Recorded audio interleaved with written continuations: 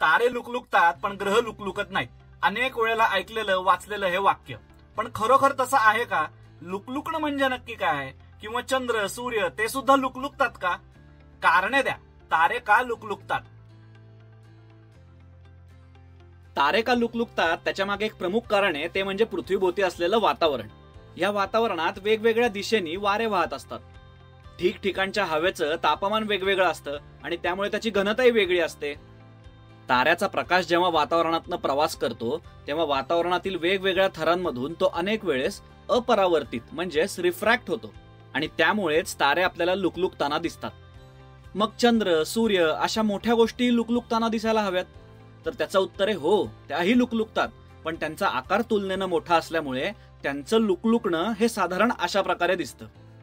पण आकाशात असलेला एखादा ग्रह हा ताऱ्यासारखा जरी दिसत असला तरी तो फारसा लुकलुकताना दिसत नाही. आपण जर दुर्बीण किंवा टेलिस्कोप मधून त्याच्याकडे बघितलं तर त्याचा मोठा आकार अगदी स्पष्ट दिसतो. एखाद्या वस्तूकडून निघणारा प्रकाश आपल्या डोळ्यांसोबत किती अंशाचा कोन करतो त्याच्यावरून आपला मेंदू त्या वस्तूच्या आकाराचा अंदाज बांधत असतो. म्हणजे एखादी जवळची वस्तू आपल्याला बऱ्यापैकी मोठी दिसते, पण तीच वस्तू काही अंतरावर नेऊन ठेवली तर ती आपल्याला छोटी दिसू लागते. ग्रह जरी आपल्या डोळ्यांना टिंब दिसत असले तरी त्यांनी आपल्या डोळ्यांशी केलेला कोन हा 0 अंशापेक्षा थोडासा जास्ती असतो. ग्रहाकडून येणारा प्रकाश हा गोलाकार असतो आणि त्यामुळे त्याचं अपरावर्तन किंवा रिफ्रॅक्शन तितकंसं लक्षात येत नाही. तारे हे आपल्यापासून प्रचंड लांब अंतरावर आहेत, त्यांच्यामुळे त्यांच्याकडनं येणारा प्रकाश हा आपल्या डोळ्यांशी जवळपास 0 अंशाचा कोन करतो, म्हणजे का सरळ रेषेसारखा असतो. त्यामुळे ह्या प्रकाशाचं अपरावर्तन म्हणजेच रिफ्रॅक्शन हे अगदी सहज होतं आणि आपल्याला तारा लुकलुकताना दिसतो. डोळ्यांना लहान दिसणारे ग्रह जसं की मंगळ शनी हे सुद्धा उगवताना किंवा मावळताना तुम्हाला कधी कधी लुकलुकताना दिसतील.